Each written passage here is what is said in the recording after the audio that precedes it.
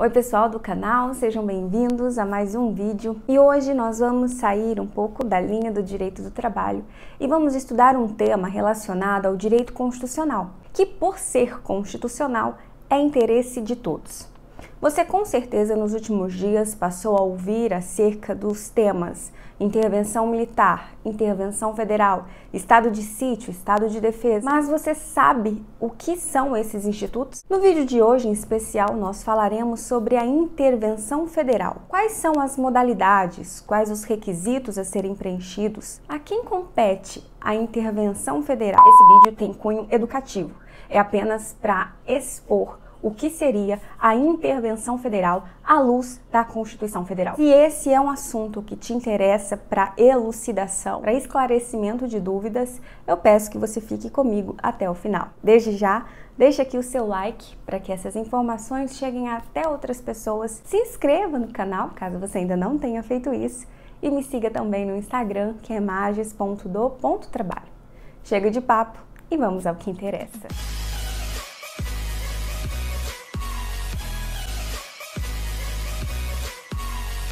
Primeiro de tudo, a Constituição, logo no artigo 1º, diz que a República Federativa do Brasil é composta pela união indissolúvel dos estados, Distrito Federal e municípios. Constitui-se em Estado democrático de direito. Vamos lá, primeiramente, a federação é formada por unidades federativas.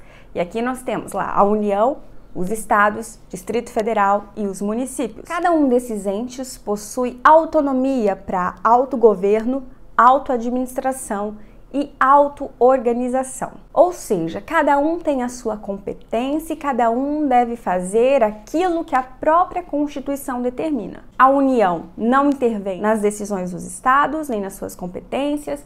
Os estados não intervêm nos municípios e também a União não intervém no Distrito Federal. A questão aqui que você precisa saber é que a União, estados, Distrito Federal e municípios possuem autonomia.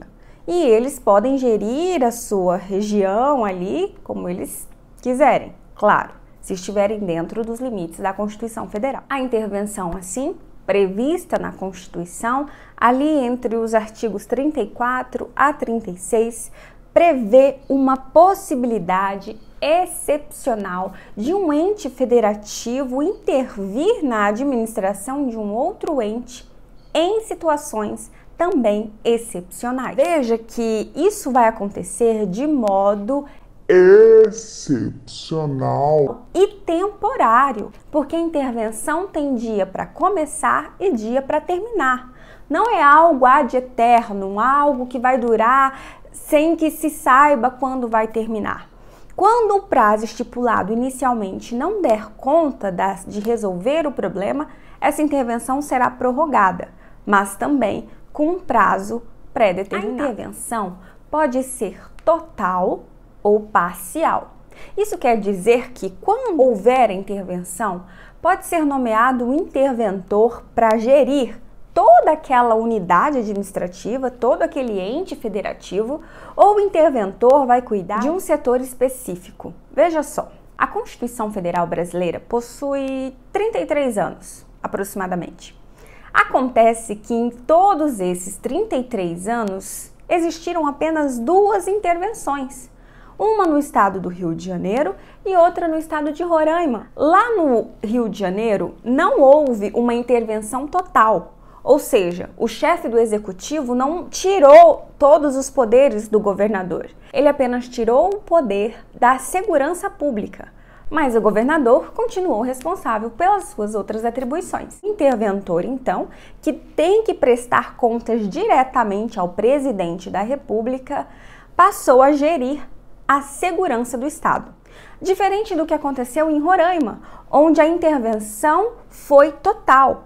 Então, a governadora deixou de exercer todas as suas atribuições e o interventor, nomeado pelo presidente, passou a governar o Estado durante o período de crise. E exatamente nisso que se firma a intervenção. momentos de crise, momentos de tensão.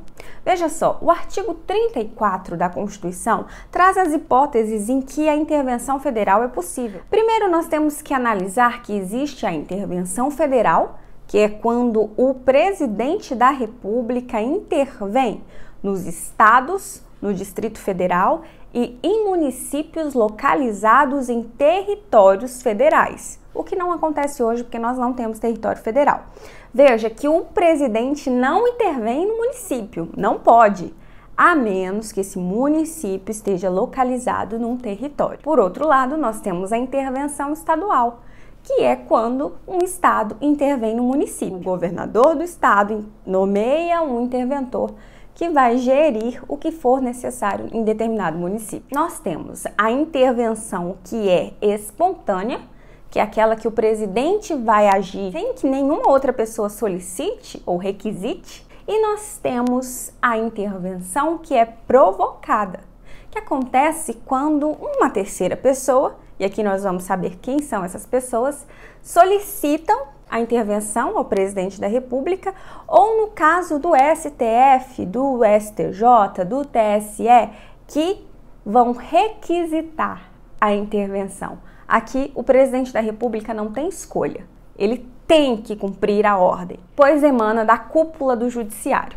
Mas nós vamos entender isso daqui. Vamos lá. O artigo 34 da Constituição traz as situações em que a intervenção será espontânea, ou seja, é decisão do presidente independentemente da solicitação de terceiros. E nós temos aqui o inciso 1º, o inciso 2º, o inciso 3º e o inciso 5º, que dizem o seguinte: a União não intervirá no Distrito Federal e nos estados, exceto, ou seja, excepcionalmente, quando não tiver mais como resolver a crise. A intervenção federal não é brincadeira. Intervenção federal seria a última ratio, a última medida, a última hipótese escolhida pelo presidente para controlar uma situação de crise. Veja que aqui no inciso 1º nós temos a União vai poder intervir no Distrito Federal e nos estados para manter a integridade nacional. Isso aqui está intimamente ligado ao artigo 1º da Constituição, que determina que a República Federativa do Brasil é indissolúvel, ou seja, não cabe secessão no Brasil. Não pode um determinado estado decidir sair da federação. Aqui cabe intervenção federal. O presidente da República pode agir imediatamente para evitar essa situação. Uma outra situação em que cabe a intervenção federal é para repelir invasão estrangeira ou de uma unidade da federação na outra. Nós estamos falando aqui de guerra. A intervenção federal cabe para repelir guerra, para afastar tanto o estado estrangeiro que queira entrar no Brasil, como uma unidade da federação que queira entrar em guerra com uma outra unidade, por exemplo, um estado contra outro estado. Aqui nós estaremos diante de uma situação de guerra, de conflito,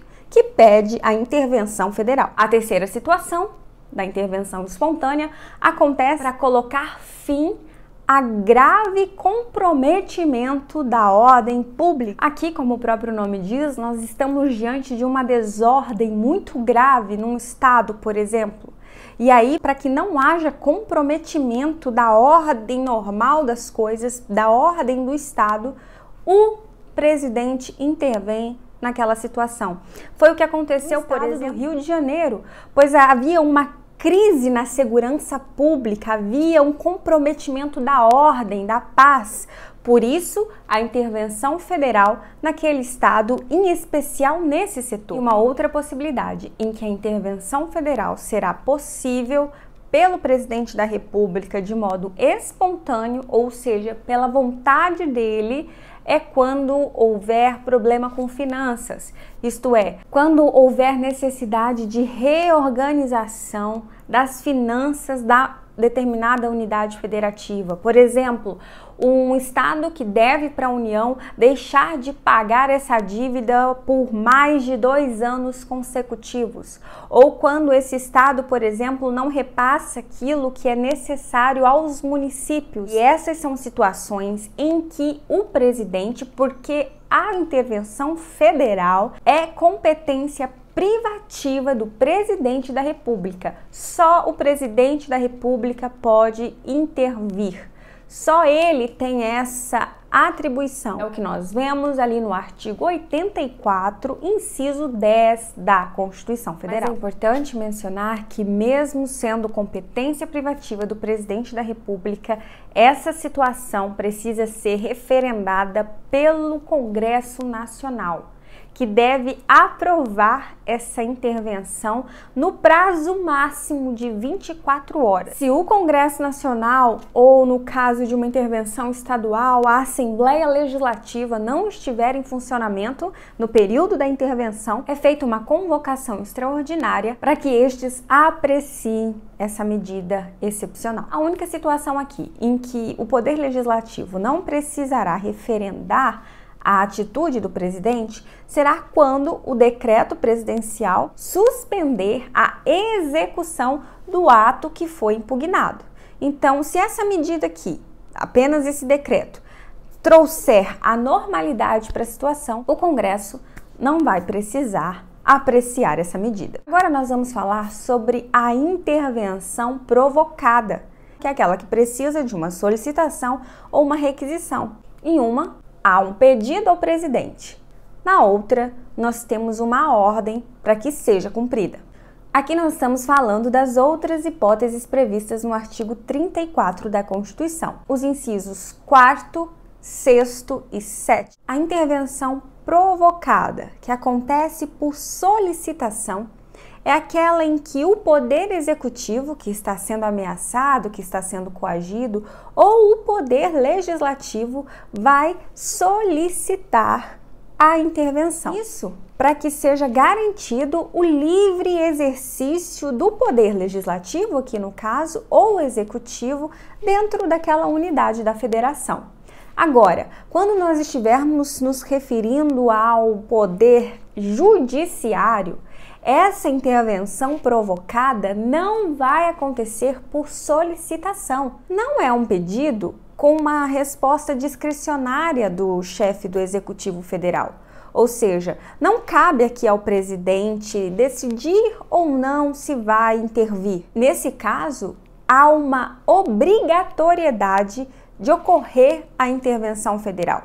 Todas as vezes em que o Poder Judiciário estiver sendo ameaçado, coagido no exercício da sua função, haverá intervenção federal obrigatoriamente, posto que o STF vai requisitar ao presidente da República que isso aconteça. Aqui no inciso 6º do artigo 34, nós observamos que essa intervenção ocorrerá, por exemplo, quando o Estado ou o Distrito Federal, ou no caso de uma intervenção estadual ou município, não estiverem executando lei federal ou descumprir uma ordem ou decisão judicial. Nesse caso, a requisição feita pelo Supremo Tribunal Federal, pelo Tribunal Superior Eleitoral ou pelo Superior Tribunal de Justiça será obrigatoriamente atendida pelo presidente da República. Por fim, ali no inciso 7º do artigo 34, nós temos outras possibilidades em que haverá a intervenção federal, que é quando forem desrespeitados os princípios sensíveis da Constituição, que são aqueles princípios que regem a Constituição como um todo. Nós estamos falando aqui de forma republicana, sistema representativo e regime democrático, direitos da pessoa humana, autonomia municipal, prestação de contas da administração pública direta e indireta, e quando houver desrespeito tributário, por exemplo, quando deixar de ser aplicado o valor mínimo exigido em relação aos impostos estaduais que não são repassados, por exemplo, para a saúde e educação. Nesse caso aqui, assim como também quando houver recusa ao cumprimento de uma lei federal, o chefe do Ministério Público, aqui nós estamos falando do PGR, vai representar diante do STF, que vai então, se aceitar essa representação, requisitar a intervenção federal pelo presidente da República. Cabe mencionar que essa requisição, essa solicitação, até mesmo a intervenção federal espontânea, dependem da apreciação do Poder Legislativo. O Congresso Nacional, ou seja, a Câmara dos Deputados e o Senado Federal, ao mesmo tempo, precisam concordar com essa medida. Veja que aqui a intervenção federal, que é feita por meio de um decreto presidencial, precisa do referendo do Congresso, que por meio de um decreto legislativo vai ou não autorizar essa intervenção. Se o Congresso não aceitar essa intervenção, não concordar, a atitude presidencial é imediatamente suspensa. E uma desobediência do presidente da República a essa suspensão acarreta crime de responsabilidade. E se no caso da requisição feita pelo STF ele não obedecer à ordem, ele também estará diante de um crime de responsabilidade. Portanto, não é uma medida impensada, não é algo feito no calor do momento. Essa intervenção só ocorrerá se previamente forem ouvidos o Conselho de Defesa Nacional e o Conselho da República, que vão emitir um parecer opinativo, ou seja, não há aqui parecer vinculativo, obrigatório, de observância obrigatória pelo presidente.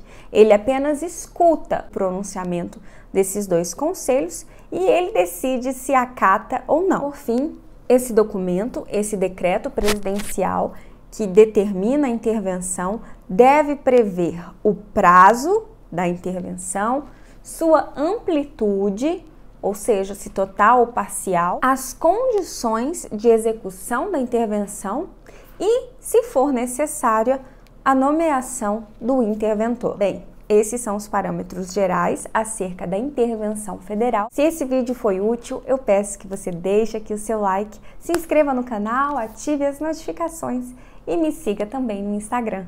Até o próximo vídeo.